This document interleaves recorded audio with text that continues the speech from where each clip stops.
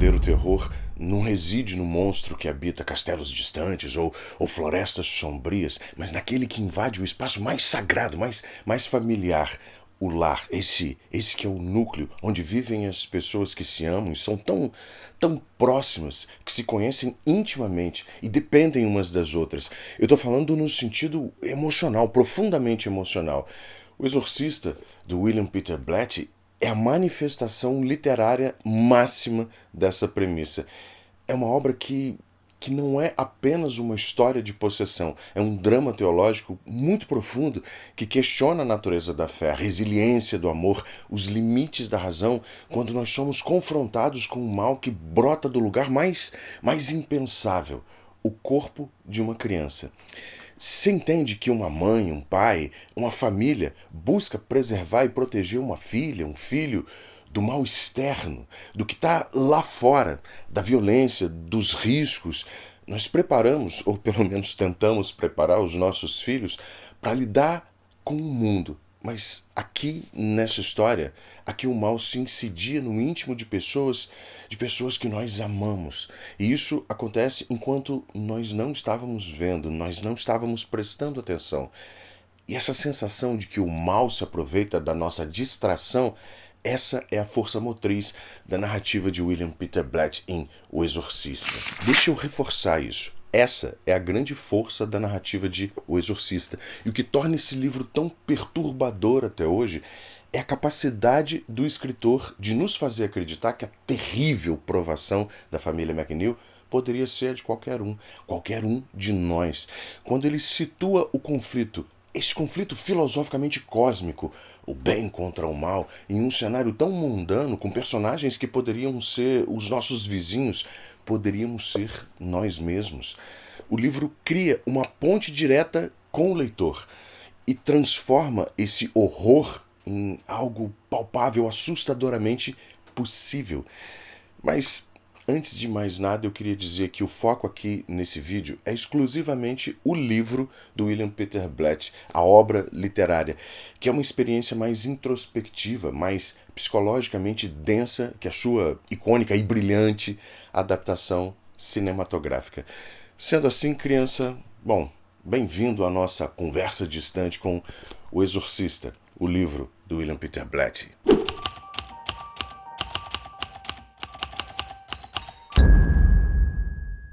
Para a gente começar a entender a profundidade de O Exorcista, eu queria primeiro falar um pouquinho desse cara, do William Peter Blatty, o autor, que teve a sua formação em uma universidade jesuíta e que não era apenas um escritor de terror. Ele escreveu até comédia antes desse livro. Mas um cara que era imerso em questões de teologia e filosofia. O livro, na verdade, é inspirado em um caso real de exorcismo ocorrido em 1949, o que para mim expõe claramente a tentativa do escritor de explorar suas próprias inquietações sobre a existência do mal. Não apenas o mal pelo mal, mas o mal até como prova da existência de Deus. Essa inspiração não veio do nada. O Blatty tomou conhecimento do caso enquanto ele ainda era estudante na Universidade de Georgetown. O caso real que fascinou o escritor foi o de um garoto de 14 anos em Maryland que, depois da morte de uma tia espiritualista, começou a ser atormentado por fenômenos inexplicáveis. A gente está falando de ruídos de arranhões nas paredes, a cama que tremia toda violentamente, objetos que levitavam e o mais chocante, palavras como inferno, que surgiam em relevo vermelho na pele do garoto. Existe uma outra coisa que marcou bastante o Blatty, o que tornou o livro muito mais inquietante, o que se tornou o cerne do livro, na verdade, não foi apenas o horror dos eventos, mas o fato de terem sido documentados por homens tidos como sérios, padres jesuítas, médicos que, mesmo céticos, foram forçados a admitir que estavam diante de alguma coisa que a ciência não conseguia explicar. Ele pegou a estrutura de um mistério real e usou essa estrutura como alicerce para construir o seu próprio drama teológico sobre fé, sobre dúvida, a natureza do mal. É uma história também que fala sobre a luta interna, íntima, pela fé em um mundo cada vez mais cético. A história nasce, portanto, não do desejo de chocar, mas da necessidade de confrontar as grandes questões da existência, da humanidade. É nesse sentido que eu usei a expressão filosoficamente cósmica lá na introdução. A estrutura do livro é uma espiral descendente, lenta, muito metódica. O Blatt constrói a sua narrativa em camadas, começando pelo que parece ser o mundo comum, a vida agitada, mas normal, normalizada de uma atriz e da sua filha. Nós acompanhamos o dia a dia da crise, estudando seus roteiros, as interações afetuosas com a Regan, como a rosa que a menina deixa no prato de café da manhã da mãe. E as preocupações domésticas corriqueiras. É nesse cenário, nesse contexto, que o início do horror vai se manifestando de uma forma bem sutil. Primeiro são ruídos no sótão que a Chris prontamente atribui a ratos. Depois a descoberta do tabuleiro Ouija e do Capitão Hold, esse amigo imaginário que parece ser uma válvula de escape para uma criança lidando com o divórcio dos pais, com a solidão do dia a dia, a solidão corriqueira enquanto a mãe está trabalhando. O frio inexplicável no quarto da Regan e a cama que treme violentamente são vistos inicialmente como problemas de encanamento e pesadelos mais vívidos, muito estranhos, o que parece ser a forçação de uma explicação incompleta que tenta se agarrar ao mundo real e não a algo fantasioso. É a psique humana tentando negar o problema, tentando negar qualquer explicação que não caiba dentro da racionalidade física, material, enfim, cotidiana. E é esse vínculo com o cotidiano, com a realidade mais mundana, que permite que tanto os personagens quanto nós, leitores, busquemos explicações racionais, tornando a inevitável aceitação sobrenatural, do sobrenatural mais à frente, ainda mais impactante, até nós chegarmos à cena da festa. A festa na casa de mãe e filha McNeil serve como o marco de virada na narrativa, sendo esse o momento em que os problemas da Regan transitam de distúrbios privados e ambíguos para um horror público inegável. O evento é uma reunião social organizada pela Chris, que é uma tradição que reflete a sua vida como figura pública e mistura o seu mundo profissional com o seu mundo pessoal. Entre os convidados encontram-se figuras-chave como Burke Dennings, o diretor do filme em que a Chris está trabalhando, a Sharon Spencer, que é a secretária particular da Chris, um astronauta que se torna o alvo da profecia da Regan. Você vai morrer lá em cima, ela diz para ele, olhando fixamente para ele enquanto urina intensamente no tapete da sala. E entre os convidados, um mais significante para dar seguimento à próxima parte da história, o padre Joseph Dyer, que é um jesuíta que representa o primeiro, mas ainda casual, contato da Chris com o universo religioso que mais tarde vai se tornar a sua única esperança. Até esse ponto da história, a Chris, como mãe, como mulher pragmática, via esses estranhos comportamentos da Regan como manifestações de problemas compreensíveis. A revolta da puberdade, uma reação mais tardia ao divórcio dos pais, ou táticas para chamar a atenção. Ela estava preocupada, a Chris, estava irritada, mas ainda buscava explicações racionais, como os ratos para os barulhos estranhos ou alguma manifestação emocional para as mudanças de humor da filha. Essa cena na festa, portanto, é o ponto de ruptura disso. O ato da Regan descer as escadas em transe, ela parece estar em transe, urinar no tapete, falar de uma forma com uma voz tão gutural e estranha, destrói as explicações convenientes da Chris e força a mãe a se confrontar com uma realidade mais perturbadora. O problema da filha é algo muito mais profundo e grave do que ela jamais tinha imaginado ou achasse poder aceitar. A partir daí, a espiral se acelera. Essa longa sessão dedicada à peregrinação médica é crucial no livro. O Blatt sistematicamente desmantela a capacidade da ciência de oferecer respostas. Cada exame, cada diagnóstico falho serve para eliminar as saídas lógicas, encurralando a Chris e o leitor, nós leitores, em uma única conclusão terrível. É a confirmação do ponto de virada da história, quando os médicos derrotados sugerem o exorcismo, mas como uma forma de choque psicológico. A Cris entra de fato nesse mundo a partir daqui. Claro que isso não é recebido pela mãe com uma aceitação imediata, mas leva a Cris ao padre Damon Carras, que é a personificação da trama B da história. A história paralela sobre a fé, sobre a culpa, que funciona aqui em O Exorcista como pano de fundo essencial para trazer a religião ou a religiosidade como filosofia para dentro do debate.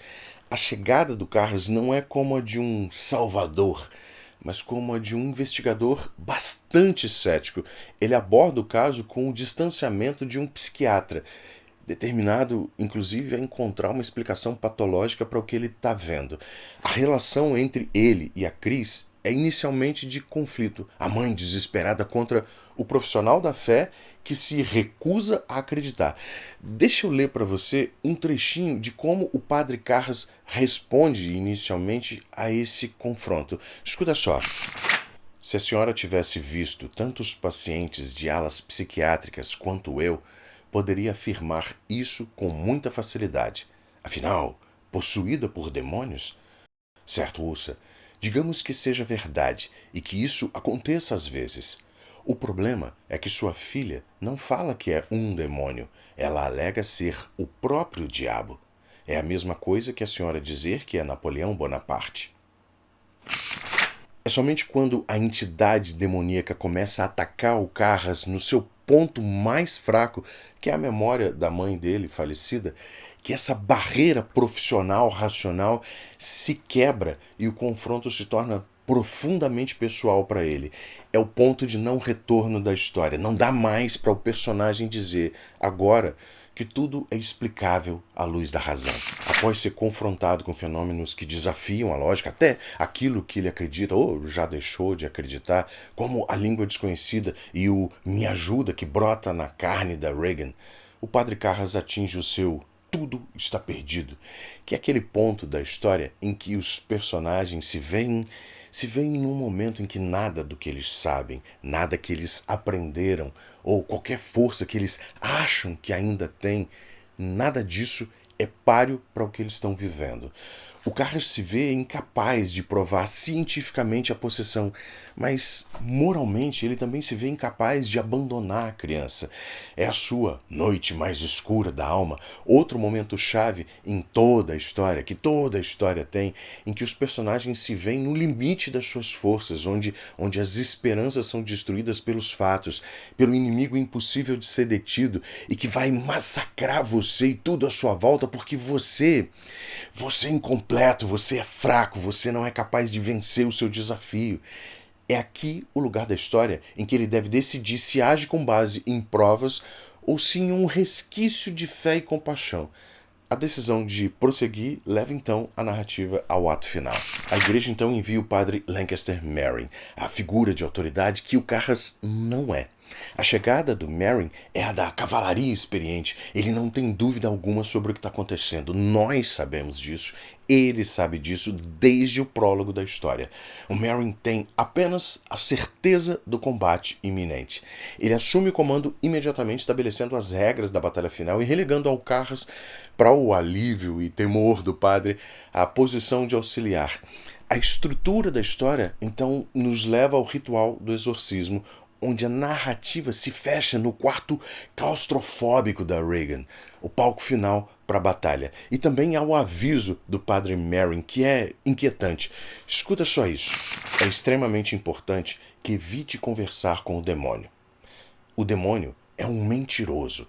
Vai mentir para nos confundir, mas também misturará mentiras e verdades para nos atacar. O ataque é psicológico, Damien, e poderoso. Não dê ouvidos. Lembre-se disso. Não dê ouvidos. O Exorcista é um livro tematicamente denso, como eu disse ali atrás. Não é só um livro de terror. Nós temos aqui a fé versus a dúvida, que é o coração da história, personificada no padre Carras. A crise de fé porque ele passa não é um mero detalhe, mas é o verdadeiro motivo por trás da história. O demônio não ataca apenas a Regan, ele ataca a dúvida do Carras e usa a culpa dele, o luto dele, como armas contra ele. A jornada do padre é uma busca desesperada por um sinal, qualquer sinal que justifique a fé que ele já perdeu. Nós temos também outro tema, a ciência versus o sobrenatural. A medicina apresentada como uma ferramenta poderosa, mas absolutamente limitada aqui, nesse caso. Os médicos são retratados não como incompetentes, mas como homens da razão confrontados com o irracional. O livro argumenta que há domínios onde a ciência não tem jurisdição. Esse é um elemento muito poderoso em qualquer narrativa. O homem, mortal, racional, físico, admitindo dentro das suas limitações que não tem todas as respostas. E óbvio, tem um outro tema que talvez para muitas pessoas seja o mais importante: o mal como prova do bem. O objetivo do demônio, como Merrin sugere, não é simplesmente possuir a Regan, é fazer com que todos ao redor dela se desesperem, percam a esperança, vejam a si mesmos como bestas, animais. É um ataque à própria ideia de humanidade, de bondade. Paradoxalmente, a presença de um mal tão absoluto força os personagens a considerarem a existência do seu oposto, um bem absoluto. Assim como certos eventos, tragédias, situações do nosso mundo real, cotidiano, muitas vezes servem para que nós reavaliemos as nossas posições, as nossas crenças. Ou pelo menos deveriam servir. E como William Peter Blatty apresenta esses temas? Através dos personagens, e isso é genial, criança. Começando com a Chris McNeil. Ela é o nosso avatar, ela nos representa na história. Uma mulher moderna, bem-sucedida, independente, ateia. A recusa inicial dela em aceitar o sobrenatural é a nossa recusa. O desespero dessa mulher, dessa mãe, a sua dor, a sua disposição para tentar qualquer coisa pela sua filha, isso tudo cria um elo emocional conosco que sustenta a história, a narrativa inteira. É porque ela é tão comum nas suas reações que o horror se torna tão mais eficaz em nos atingir.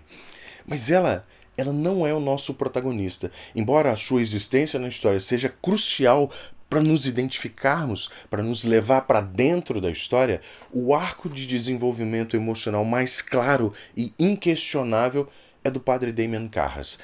É o protagonista trágico, o bom menino que carrega o peso do mundo e a culpa advinda da morte da mãe. Ele é o intelectual que precisa de provas, o psiquiatra que busca diagnósticos, mas é o seu coração ferido que torna esse personagem tão vulnerável e, ao final, o herói da história. O sacrifício do Padre Carras, o sacrifício final desse personagem, não é apenas um ato de coragem, mas a resolução da sua crise de fé através da ação. E quem é o Padre Lancaster Merrin aqui?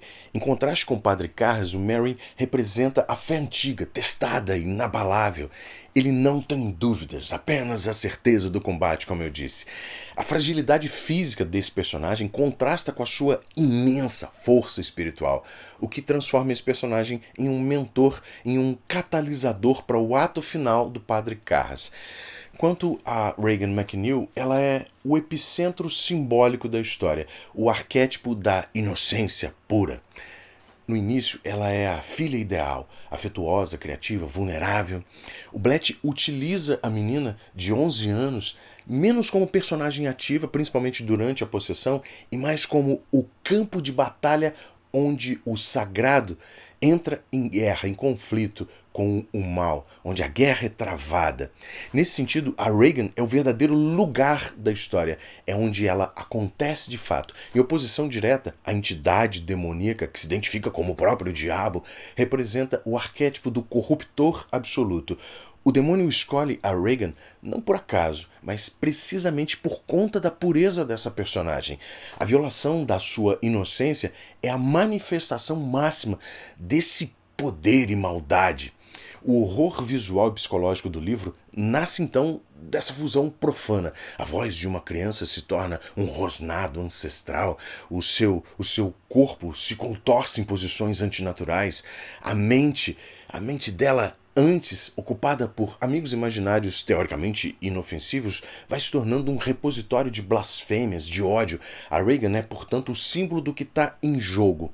A santidade da alma humana que o demônio busca não só destruir, mas perverter, ridicularizar diante de todos.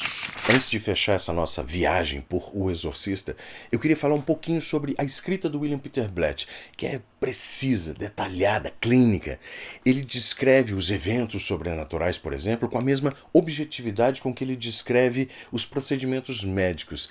É um estilo quase documental até. É genial quando a gente sabe que se trata de uma escolha deliberada do escritor, do profissional escritor. Ao tratar o impossível com o rigor do factual, ele confere à história uma verossimilhança aterrorizante. Não existem floreios góticos aqui. O horror é direto, é cru, ele acontece sob as luzes fluorescentes de uma sala de exames ou no silêncio de um quarto suburbano. A atmosfera é construída lentamente e vai passando de um desconforto sutil para uma sensação de pavor claustrofóbico inescapável. Ele carrega na escrita, na forma da escrita, aquele mesmo ambiente do conteúdo que valoriza a frieza e o ceticismo da modernidade sendo obliterados por algo que está além do racional. O Exorcista, o livro, é uma obra que permanece com o leitor muito tempo depois da última página. Enquanto a adaptação cinematográfica do William Friedkin se tornou uma obra-prima do horror visceral, o texto do Blatty oferece uma experiência mais cerebral, teológica, o que força uma reflexão sobre as nossas próprias crenças e medos, ou falta delas.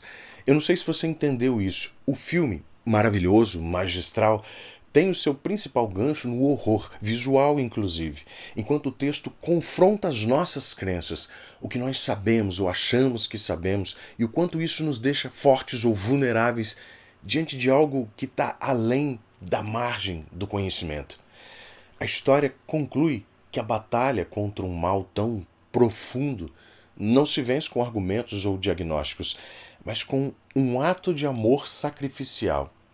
A redenção do Carras e a salvação da Regan não vem de uma prova irrefutável da existência de Deus, mas de um ato humano de auto-entrega. William Peter Blatty nos deixa, então, essa resposta incômoda. Em face do mal absoluto, a fé não é uma escolha intelectual, mas um ato de guerra travado no campo de batalha do coração humano. E eu queria fechar esse vídeo aqui te fazendo um convite, criança. Embaixo aqui da descrição dos nossos vídeos agora ficam os links para alguns dos nossos livros editados pela Tramatura.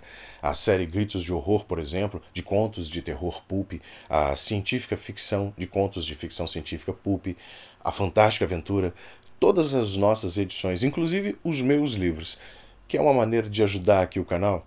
Dá um cliquezinho num dos livros e corre ali para conhecer as nossas edições e o nosso site também. Eu tenho certeza de que você vai encontrar a história que estava mesmo querendo ler. Então, bom, a gente se vê logo logo.